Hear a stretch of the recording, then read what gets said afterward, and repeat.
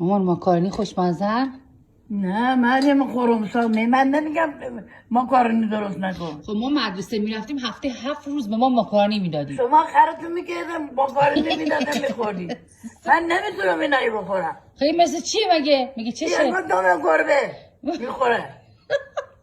دوم مامان گربه دیدی؟ خب بچه چی میخوایی؟ من چی باید درست کنم هر روز ناز من میکنم؟ کله پاچه میخوام، مرغ میخوام، کباب میخوام.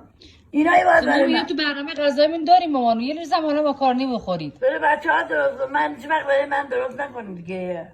دوست نداری؟ نه طبعتم خیلی با ما دیروز جمعه بود مایچه داشتیم. حالا امروز هم ماکارونی داریم دیگه، یه وقتای گذشت کن. نمیتونم. کلاست بالاست؟ برو برای من یه تخم نیمرو برام درست کن. یعنی حاضر نیمرو بخوره ولی ماکارونی نخوره. تخم مرغ بعدش. وای. اینگو دوم مرغ گربه.